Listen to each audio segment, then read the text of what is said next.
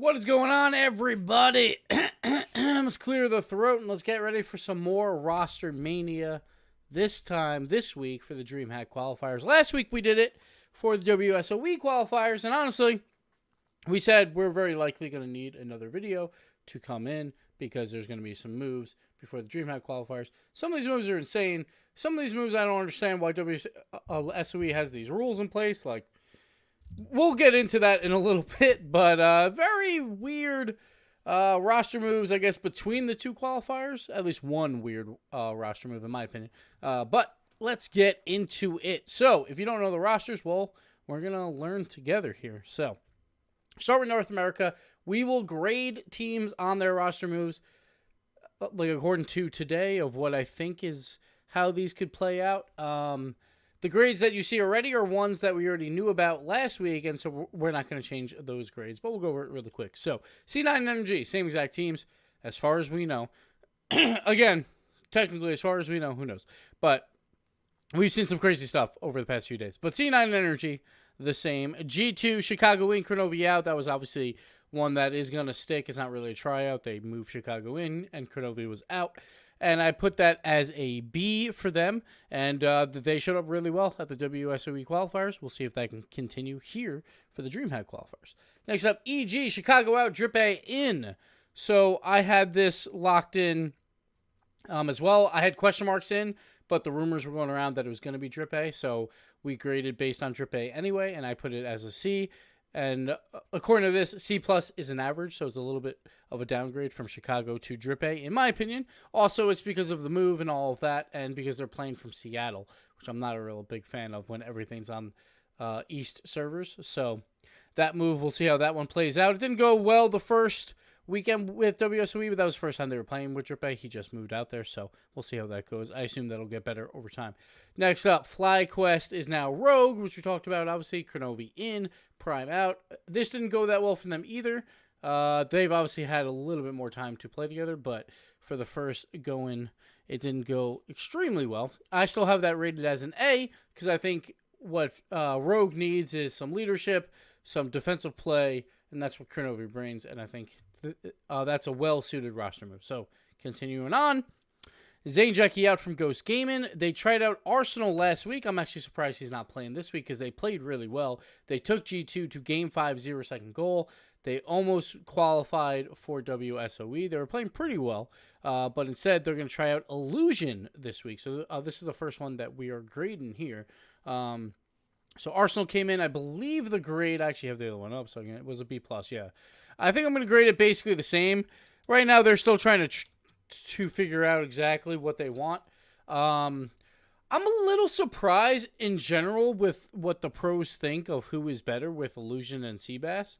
It seems like Illusion's getting a lot of these tryouts. Now, obviously, they should know better because they have scrims and all of that to work on all of that stuff. But I always thought Seabass was the more talented player on Allegiance, but Illusion has been getting most of the tryouts, it seems. Seabass doesn't even have a team for this weekend. Tyler as well. Nowhere to be seen, so Allegiance not playing this weekend, and they're not, of course, Allegiance anymore. But we'll see as these tryouts unfold what will happen with that roster. I could see 2/3 of them coming back, like, even if they're just collecting a paycheck, at some point. They obviously want to win, but I'm saying, like, 2/3 of them probably come back rather than try and qualify again for the Rival Series on a lesser team. Say Illusion leaves, and say Seabass and Tyler probably weren't planning on playing together. Like, if they can't find a home or find a suitable squad, they'll probably come back together and find a third and see how that goes. But who knows? Because they have their Rival Series spot locked in there. But, so that's for Allegiance. Splice and Bread, same exact rosters. Bread had a really good run at the WSOE qualifiers. Splice, not so much. They actually performed exceptionally bad, which is a surprise because both same rosters. You expect them have a little bit of an edge going into WSOE, but it didn't work out for Splice. It worked out pretty well for Bread, but they didn't make it either. One other note, Afterthought, I was going to say Aftershock, I'm so used to saying that. Afterthought, like obviously not listed here, but they are still playing together. The same roster that qualified for WSOE are playing together once again for the Dreamhack qualifier. So look out for them as an outside shot. Next up, the old Rogue. So last week, I'm starting to lose my mind here. Oh, last week it was Chrome playing for them, and they were literally one series away from qualifying for the WSOE. But this week they have Explosive Gyro coming in, so he's coming in from the Peeps, and so that means Sizz is still out. Obviously, Sizz is still a sub for the new Rogue roster, and Gyro's coming in. I believe last week I graded it as like slightly better, a B minus. I'll give it a B just because what I saw from Chrome was actually really a good sight. It showed that maybe Sizz was more of a problem than I thought, or maybe Jacob's just playing really well now with different teammates. Who knows? But Jacob played really well. They all played really well. I'm surprised Chrome is not playing this weekend. I actually didn't investigate what Chrome's doing this weekend, so if anyone knows, throw it in the comments below. But I didn't investigate him. I forgot to before this video. But Chrome is out. Explosive Gyro is in. Again, these are just trial periods right now. And once again, this is very similar to the WSOE format where it's double elimination, best of fives. I think it's best of threes on day one, but whatever. It's best of fives when it actually matters. And, excuse me, only 2 teams qualify once again. So a very difficult tournament. But teams that don't qualify, they can fly out there if they want. Teams with orgs, like a Splice, might go anyway. They did last time. They did last year. So I assume Splice will still go, and teams like Ghost. Like Ghost, maybe not, because right now their Ghost is on the way out, the org. They're trying to get out of Rocket League, and they're trying to sell the team. So they might not send them overseas. Who knows? But like the new Rogue roster, very likely going to be there. Evil Geniuses, very likely to be there. G2, very likely to be there, even if they don't qualify. Once again, it's open. It's open completely. There's 8 spots that are the invites, where we're going to get 2 from North America and 2 from Europe. And then there's 24 more spots open. Anyone can sign up. There is preference. There is like an early sign-up period for Championship Series teams and Rival Series teams. So they have a little bit of an edge where it doesn't like book up and then they can't go. But anyone can go, but very likely if Splice and Bread both don't make it, you're not going to see Bread because they don't have an org unless they get one. And Splice, you might see them because of the org. So keep that in mind. It doesn't necessarily matter. Like if you don't qualify here, you can still play in the tournament. It's just no expenses paid trip to Leipzig. And then the last roster, Compadres, same exact roster. They also didn't do very well in the WSOE qualifiers, but they are the same exact roster. One other roster move is Atelier is back. And I still hate that they thought it was pronounced Atelier, and they told us we had to say Atelier. Killing me. Anyway, it's Prime Thunder. I think everyone knows him. He was playing for some of these boys last week. And Matt's back, and Dapper. So that roster looks pretty strong. Like, I think they can compete for sure. We'll see. Like, I have always been a pretty big fan of Prime and Matt. Like in terms of players, Prime I think is still like RLCS quality. Matt's taking a season off, so who knows? Dapper kind of the same thing. So we're gonna see there. Like I've always criticized Dapper a little bit with his old team, but he has been saying like, "Hey, there was a lot of team issues there. I really want to prove myself." So we'll see. We'll see if there's a new 3v3 Dapper that we haven't seen before, or we haven't seen in a really long time, come out. But that could be a roster for an outside shot here. Moving on to Europe. So we have all the grades in for North America. We'll move on to Europe. The big move, and the one I'm questioning why these rules are like this, and we'll get into that in a second. Dignitas. So K-Dop out. I think everyone kind of assumed that. I even had a grade for Vitality at that point where K-Dop's probably come in, but we didn't know who was going there. And I kept saying it's probably Magnus based on the WSOE qualifiers where Magnus didn't even play. And Yukeo obviously played for Flipside. He qualified with Flipside. Now, here's the rules I don't get. And I'm kind of, like, it's kind of irritating, I think, because I feel like it's unfair for teams that lost to Flipside Tactics who had Yukeo, is they have a 2/3 rule. So if you qualify, you can change one of your players. Why is that a rule when it's literally 2 weeks before the tournament? You should have to qualify with your team and show up with your team, unless like some weird extreme circumstance where someone couldn't come. It seems very odd that Yukio is like, hey, I'm going to qualify for Flipside, then I'm going to join the invite-only team. So that basically means like Dignitas could have honestly had Violent Panda play for some team, Turbo Pulse to play for another team, just to try and get him in, and then come back and play for Dignitas. I don't know what's going on there. That rule seems a little odd to me. I would expect Flipside to still have to use Yukio, but hey, it's cool. We get to see the new roster of Dignitas, and we'll see what Flipside does. They're bringing Speed in from Red Reserve, and more of a trial period there. They're trying to find a replacement for Yukeo or a similar player to Yukeo. And supposedly, like, rumors on the subreddit, they found someone that matches Yukeo's playstyle, like, according to their data analyst, M-Dog over there. But they didn't say if it was Speed or not, so we'll see. We'll see what's going on here. But Speed's in for the weekend, at least. For Dreamhack, he's also playing for WSOE. So that's a pretty long trial period there, and we'll see how that works out. We'll see if they continue. But first, let's go back up to the Dignitas Yukeo move. It's very hard to replace a K-Dop. They were very likely going to get a C or worse no matter who they get, just because their team dynamic was so good, on the field at least. And I wanted to see who they would get. And I thought, like, honestly, like, I think that maybe a player like Magnus could have been a better fit than a Yukeo. I'm a little worried about Yukeo. Like, I'm going to give this a C- here. Like, I think, obviously, like, Yukeo will get better, but for a roster move right now, like, Yukeo last season, not the greatest shooter in the world.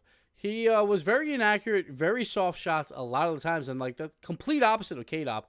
And Yukeo is a great mechanical player, but he's always had issues on Flipside with, like, double commits and just getting in the way or turnovers and all of that. Like, he was more of, like, the skilled player, just not the polished player. And I feel like Dignitas needs polish, but at the same time, Dignitas could also create polish. Like, maybe they're taking a chance on Yukeo where maybe team play isn't his strong suit, but Dignitas obviously knows how to do that and could probably teach for Yukeo pretty well there. So right now, the move doesn't look great, but I assume, obviously, like, Dignitas is really good, that they'll be able to make it work. But I felt like a player like Magnus might have been a better fit to start, and also comparable skill level. So for now, I'm going to give this a C-. I probably wouldn't have gave Magnus higher than a C anyway, say it was Magnus, but I think it's a questionable move. I don't know if Yukeo, like, obviously he's gotten so much better over the past year, but I don't think he's, like, Dignitas quality yet. But he could easily make me look foolish. So we'll see how that works out. But I honestly, I don't know. Out of, like, if you could choose anyone in RLCS, I didn't think Dignitas would choose Yukeo. I would think he would be pretty far down the list of RLCS players. Not pretty far, but, like, there's at least probably 5 names I could say before that. But obviously some of them are locked up, like TSM. It was Weedham Girls. Now they're TSM. They are invited as well to Dreamhack. One other thing for Dreamhack, not a huge fan that there was invited teams at all, because they're trying to go for, obviously, the Dreamhack Pro Circuit for Rocket League. And it's been a long break, and honestly, like, if you're trying to create this Pro Circuit, just keep everyone on an even playing field at the start, and then work your way up. I think would be kind of cool, because it was a long offseason. Like, obviously, these teams were the top 4 teams. But I would have liked to see them, hey, why not have 4 qualifier spots for NA, 4 for Europe, so we can at least see these teams play. We haven't seen them play really at all.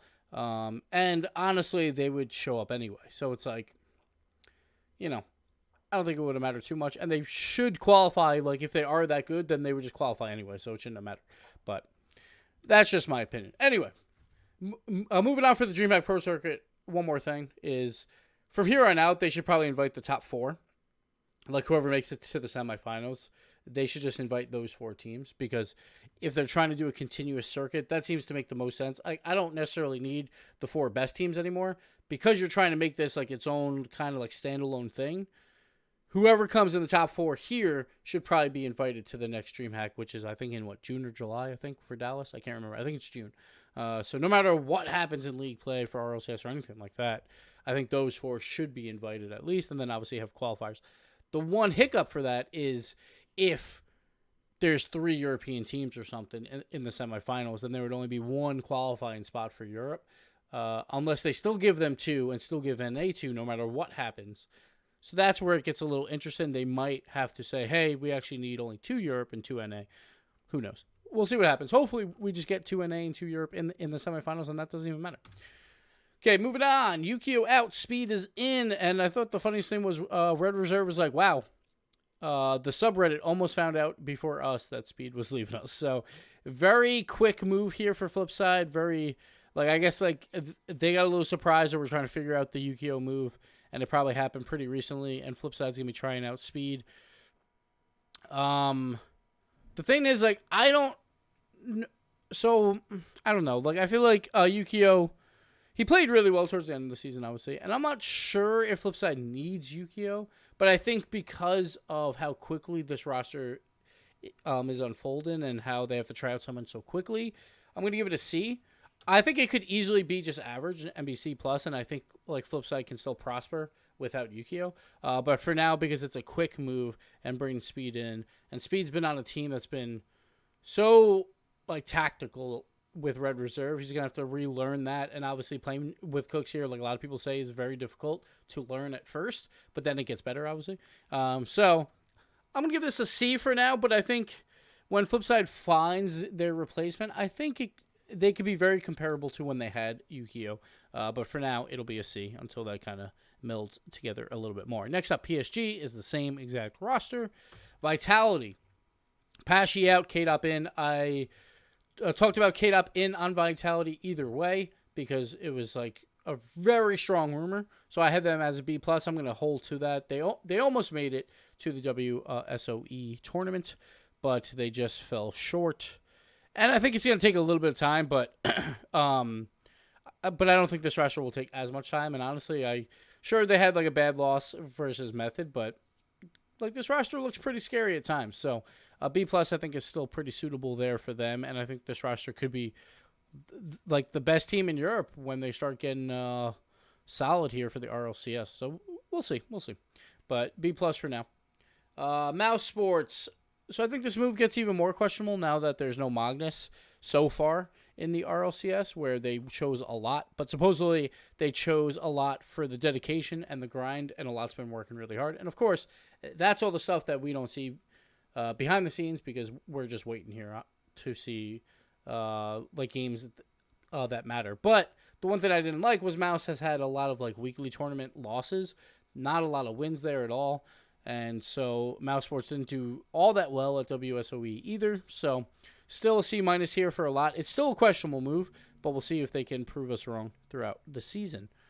Or maybe this weekend with the Dreamhack Pro Circuit. We will do another one of these, obviously, probably before Dreamhack, because there'll probably be some more moves and for teams that are actually going to go. And then we'll do one before RLCS, and I'll probably change it up a little bit, where we grade the roster moves from number 1 to number 10 or whatever. We'll see. Next up, Red Reserve. Obviously, a last-second move. Casio in.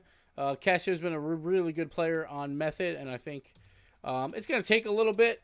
So like, I'm actually going to give this C+, just the way I'm trying to grade, of where like I'm not necessarily grading for this weekend, but over time. And I think a C+ for Flipside might work, but I think they have to try out some more people. I'm going to do the same thing here for Red Reserve. I think Casio coming in, like if they can make that work, then they add some more offensive firepower on this team, and we'll see, because I feel like Red Reserve was that team to me, was just so tactical with all three players playing so well together that it might be a little bit hard. I'm actually going to downgrade this a bit to a C, just because I think Red Reserve, they need a lot of time to gel, and we just don't know yet.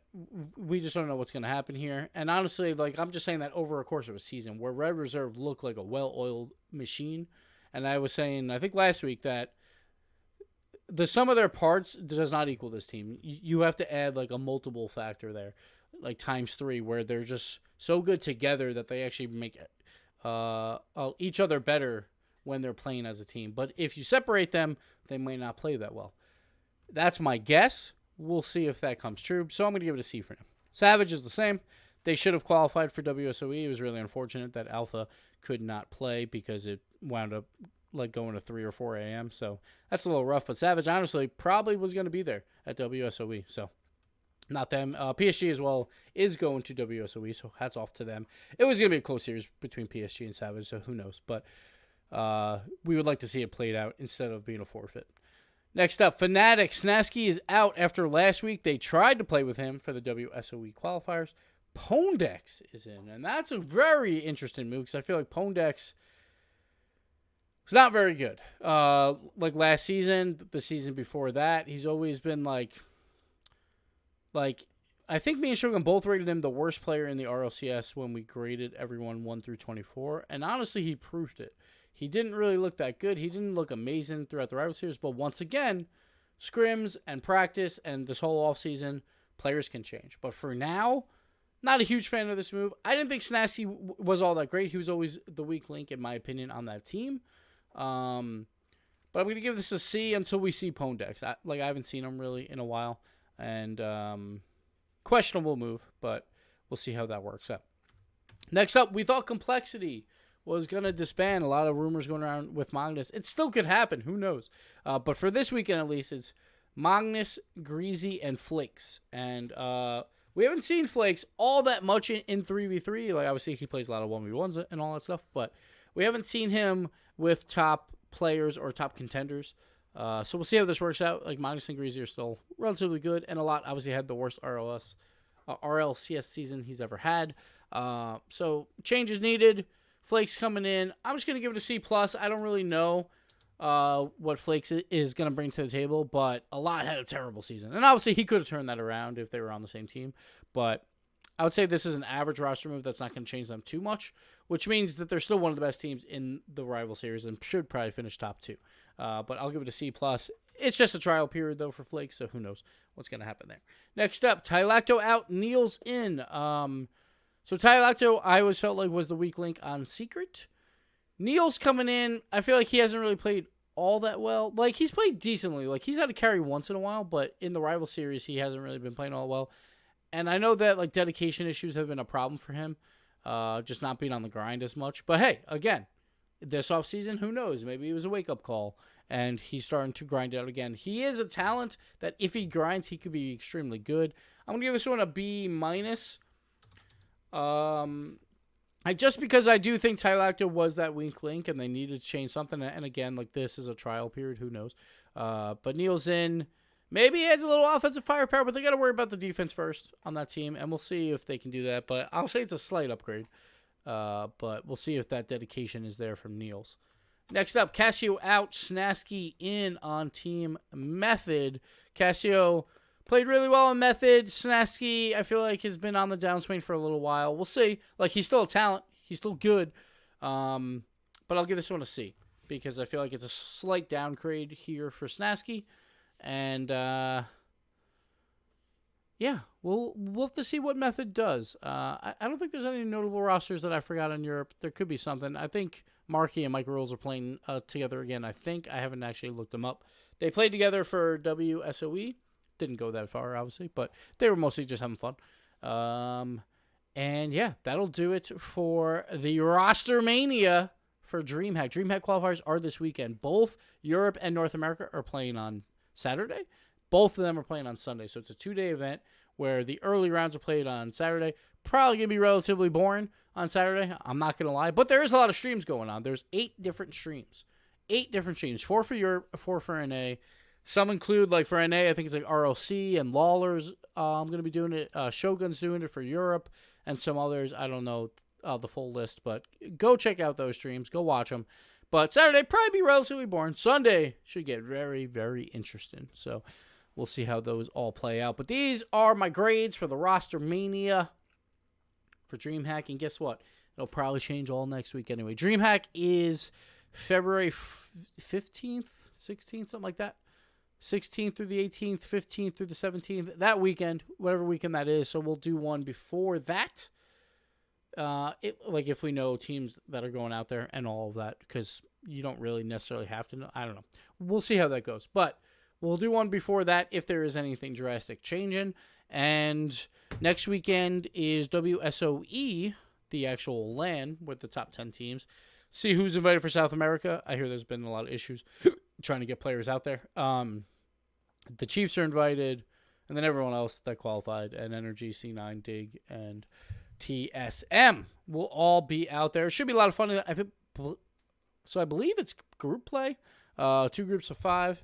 So that should be interesting. A lot of games there. Obviously, not every game is going to be streamed, but we'll get to see some cool action there. So that's next weekend. This weekend's qualifiers. Next weekend is the LAN.